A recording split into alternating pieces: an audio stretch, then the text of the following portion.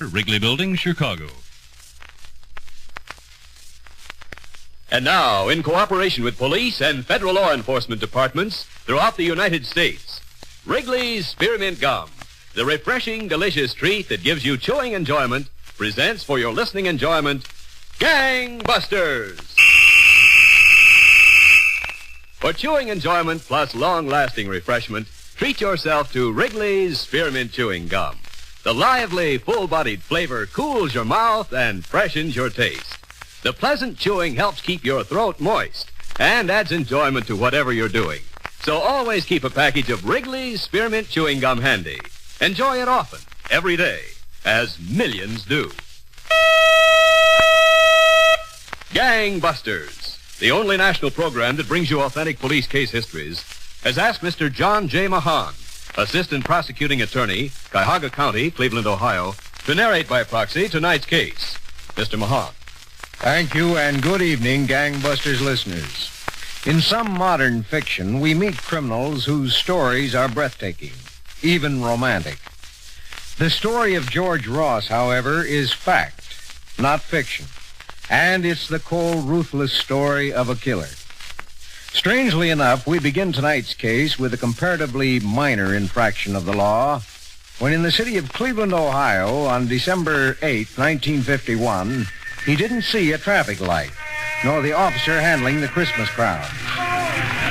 Wait for the lights, folks. Don't step off the curb before the light changes, please. All right, come ahead. Cross with the light, folks, with the light. Hey, what? Look out. All right there, young fella. Just pull over to the curb.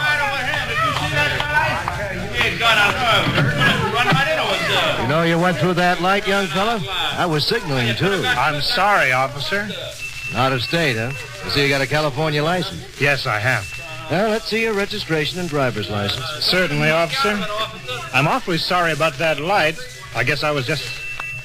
Well, darn it, I forgot. Forgot? My papers. I left them at my hotel. Oh? Yeah, you see, I had changed my What clothes. hotel? Well, it's not exactly a hotel, officer. I'm saying it... That is, I've got a room out on Euclid. What number on Euclid? Number?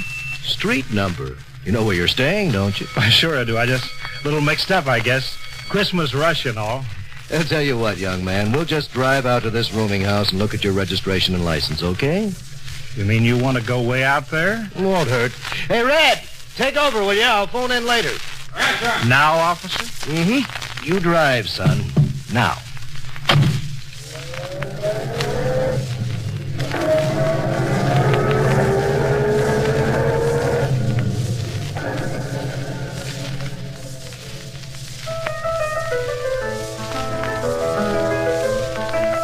Your room upstairs? That's right, officer. That music's one of the roomers. That's the only piece she knows. Well, let's go up and get the papers, son. Officer, look, about those papers, You got them, haven't you? Registration and driver's license? Sure I have. Then get them. Now. All right. Okay. Sure.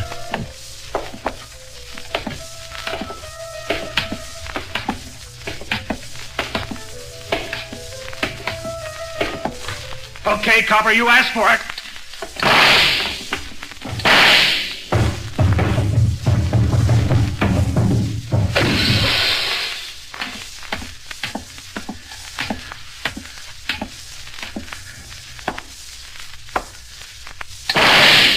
You bum. You asked for it good. The man who shot and fled was George Ross, Gangbusters listeners. Born in California in 1924, by the time he was 25, he had served in some of the major prisons on the Pacific coast. Armed robbery, burglary, auto theft. And now in Cleveland, Ross had made his mark in the blackest book in police records. He had killed Officer Forney Haas of the Cleveland Police Department.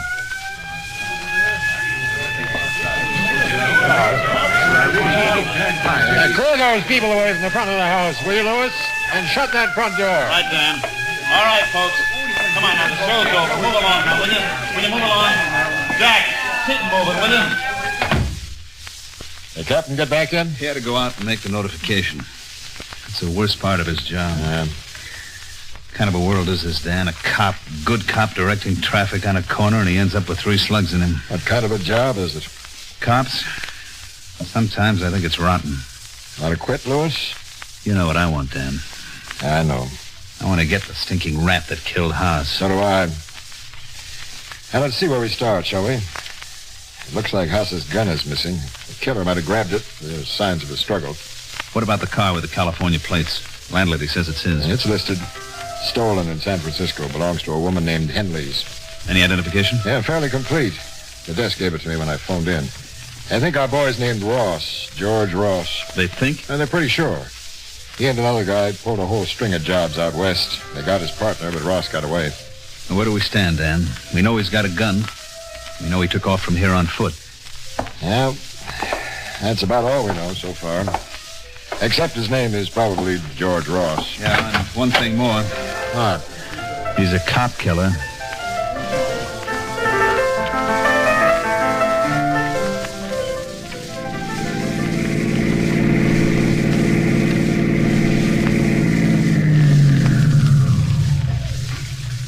How far are you going? As far as you are.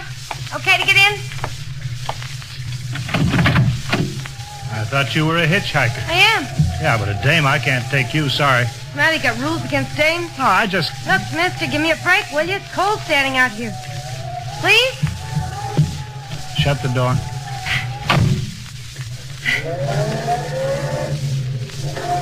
Thanks, mister. I mean it. You live around here? Not anymore, I don't. I'm heading to New York.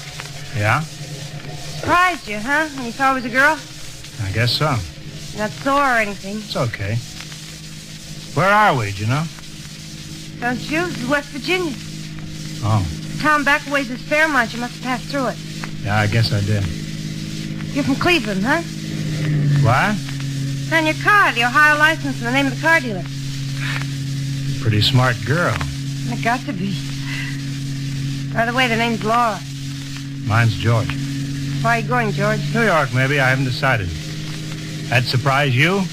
Nothing surprises me, George. What are you stopping here for? I won't be long.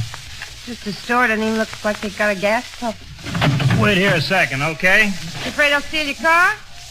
What was that? Nothing, just kidding. I'm not afraid, Laura. Not a bit. Burning has me in itself. That old black magic that I know so well. And I see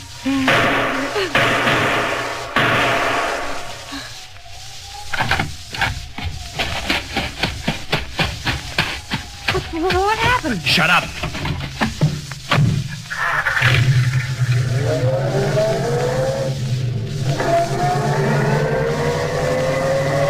Look out the rear window. Go on, look. Clear. Okay. I thought it would be. Phew. What's the matter? Nothing. Isn't that a little sudden? Nobody hurt. What was it for? Where are you? Smart. And as for what for? For you. Me? Guy needs dough for a nice girl like you. Doesn't he?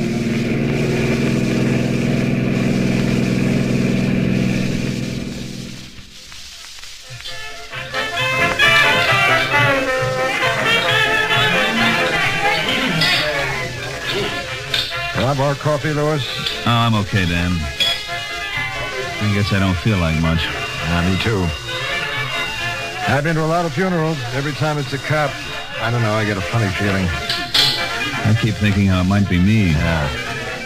Hey, Rosie's waiting at the counter. The phone must be for us. Oh, I'll get it. Finish your coffee, Dan. If it's the captain, tell him we're on the way in. Right. Thanks, Rosie. All right. Lieutenant Barrow speaking. Yes, Captain. No, sir, not since noon. What's that? Where? Yes, sir, we'll be right in. Dan, let's go.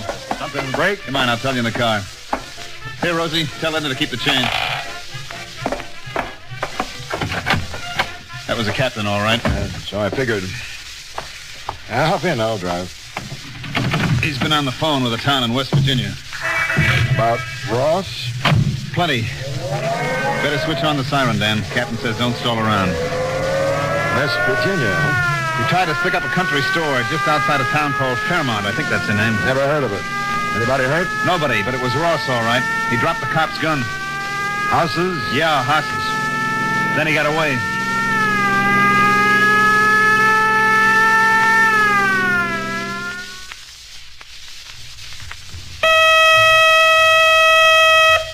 Friends, next time you chew a stick of Wrigley's Spearmint Gum, notice how cool and fresh it makes your mouth feel.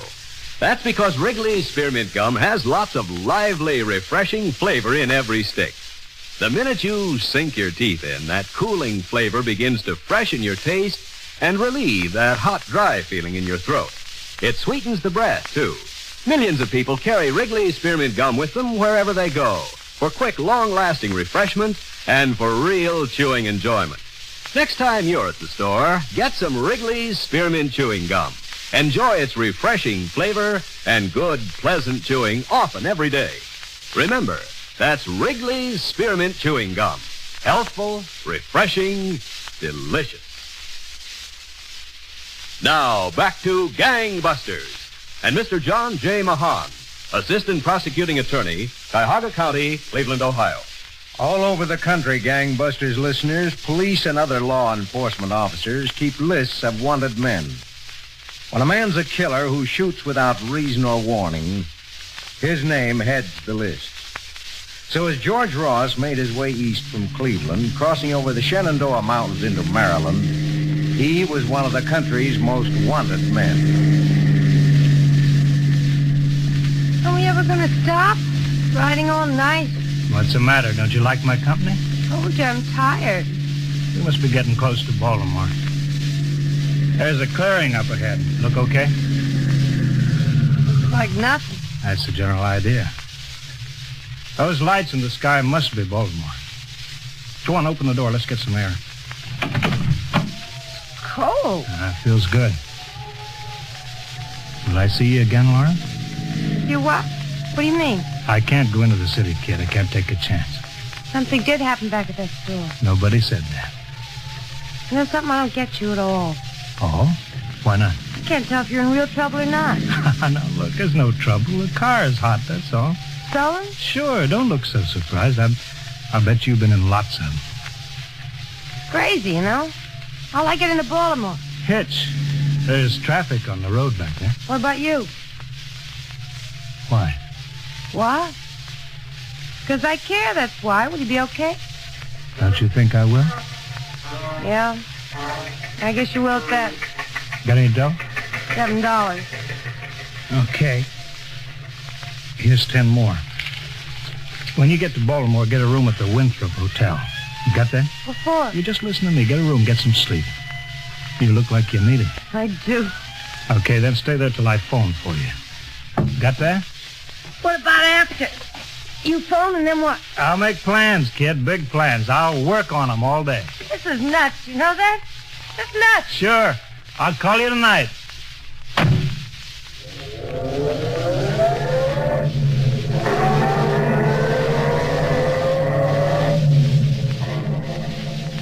That night, Gangbusters listeners, in a small town 20 miles west of Baltimore, Patrolman Ed Stockwell was making a routine check of stores on the main street of the village.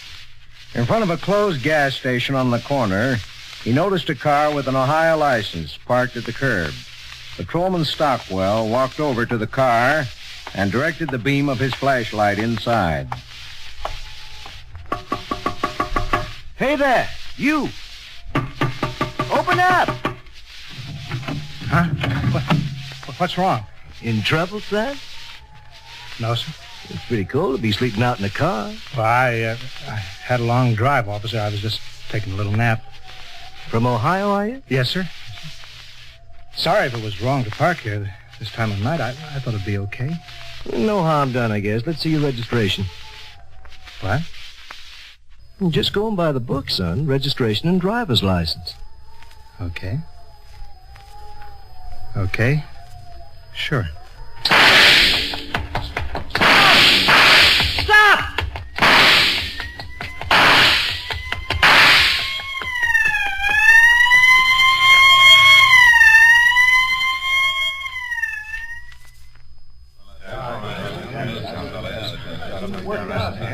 All right, boys. We can have a little quiet. All right, thanks. You're Officer Stockwell? That's right. Well, I can make the introductions, I guess. I'm Bill Perry, FBI out of Baltimore. I'm glad to know you. Now, these two men are from the Cleveland Police Department. Lieutenant Dan Jordan, Louis Barrow. Jordan. The rest you know, I think. Now, it was Officer Stockwell who found Ross in town here, man. Ross opened fire on you, officer. Is that it? He sure did. If I hadn't ducked behind his car, I'd be a goner. We know. One of our men in Cleveland didn't get a chance to duck. Well, just to fill these men in, officer, you returned Ross's fire, and he jumped from the car on the opposite side. Is that right? And that's it. I kept firing until I could see he'd run into the woods. I think I may have hit him. Plenty cold in those woods, too. Well, you want to hear what's been done? Sure do. Well, since last night, there's been 80 state troopers surrounding the woods. We've got a command post set up over in the schoolhouse. We got planes, too. 2 helicopters cruising over the area from above. Now, we've got the equipment. Radio, phone setups, walkie-talkies. In an hour or so, we'll have a detail of 100 FBI agents out of Baltimore. What about the woods? Any houses in there? Well, you can tell them that better than I can, Stockwell. A couple of cabins, most of them empty in the winter. How big is the area? About 12 square miles. It's covered on all sides. Well, sound good? Yeah, sounds foolproof. Except for one thing. What? Ross. He's gotten out of a dozen traps before.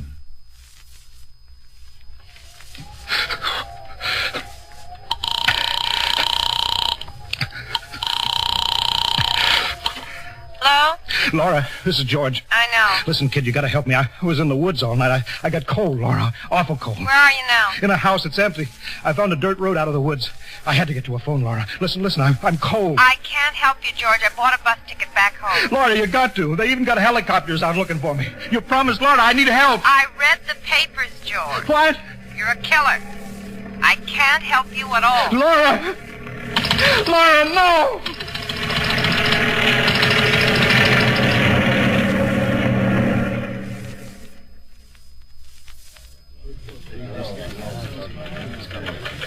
I can't believe it. Every angle's sewed up. It's 10 above 0, and he walks out of those woods. Well, I just can't believe it. I can. We've dealt with him before. What about that cabin he broke into? One break. It looks like he took a slug when Stockwell was firing. There was blood on the floor near the phone. Excuse me, the officer at the door says you gentlemen are in charge here. Yeah, that's right. My name's Al Noyes. I run a sawmill over on the other side of the woods near the Willow Road. I know the place. What's in your mind, Mr. Noyes? I heard on the radio about this killer that's loose in the woods, a fellow named Ross. That's right. Why? Well, they've been broadcasting his description. I guess I heard it 3 or 4 times. What about it, Mr. Norris? You saw him. You what? You saw Ross? When? 10, 15 minutes ago, I drove right over here when I saw who it was. Where? On the highway out where the dirt road comes out. He was trying to hitch a ride. Dan, grab the phones. Right. Harry, all right, boys, let's go. Be sure all that equipment is in the car. We made it on this trip.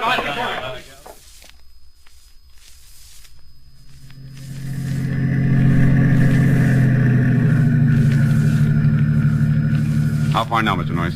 Just up beyond that bend. Check with Dan in the other car, will you, Lewis? They'll be heading in from the other side. Check. Car A calling Car B. Come in, Car B. Better stop here until we get organized. Car B, we're 50 yards from the spot indicated. What's your position, Lewis? Same position on the other side of the bend. Are they stopping cars back at the junction? Nobody got through. He's got to be here, Lewis, or else back in the woods. Tell them we're moving in. Right. We're moving in, Dan. Starting now.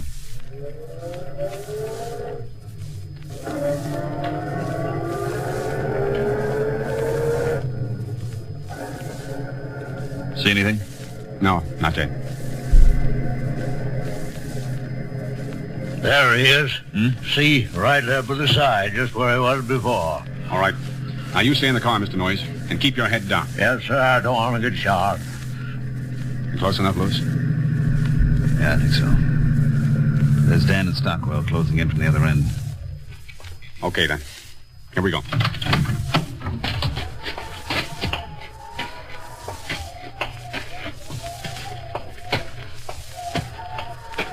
Easy now.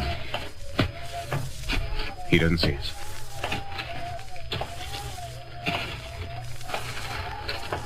Dan's moving in too, see? They've left their car.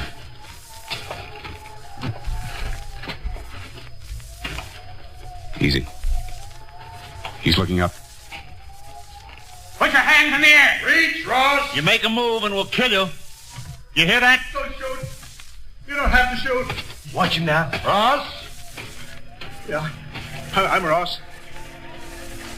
I guess it's all over. It is. I'm sorry, I couldn't give you a fight. It's cold and awful cold. You know something else, Ross? It'll get cold.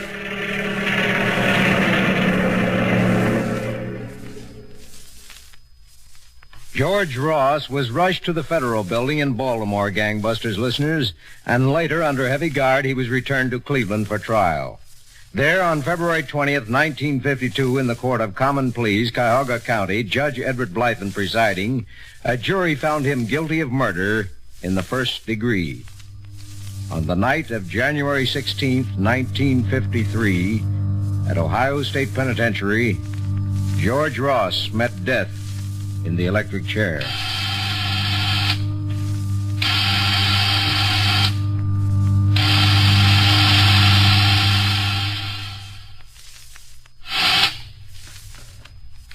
Thank you, Mr. John J. Mahan, Assistant Prosecuting Attorney, Cuyahoga County, Cleveland, Ohio. In just a moment, Gangbusters Nationwide Clues. Friends, Wrigley's Spearmint Chewing Gum is a refreshing, delicious treat you can enjoy even while you're working, driving your car, or busy doing other things. Just slip a stick into your mouth and chew it as long as you like. The pleasant chewing will make the time pass more pleasantly for you, and you'll enjoy that cooling, refreshing flavor. It'll help you to keep your mouth and throat moist, a real help on warm summer days. Keep a package or two of Wrigley's Spearmint Chewing Gum handy all the time. Chew and enjoy it often, as millions do. That's Wrigley's Spearmint Chewing Gum.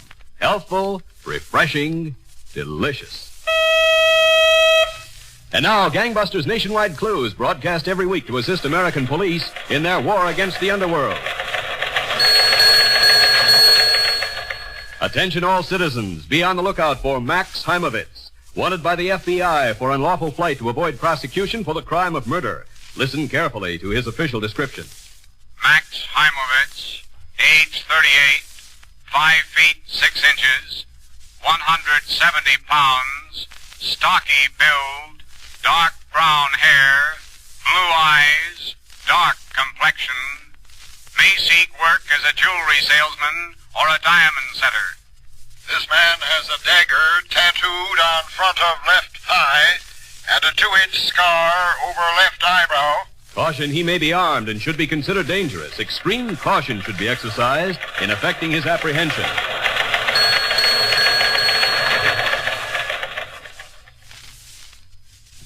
If you have any information concerning this clue, notify your local police, the nearest office of the Federal Bureau of Investigation, or Gangbusters at once. Tonight's Gangbusters case was dramatized by Robert J. Shaw and directed by Leonard L. Bass, with Sam Siegel, Bernard Lenrow, and Mandel Kramer in leading roles. The entire production was supervised for CBS Radio by John Ives. Gaylord Avery speaking.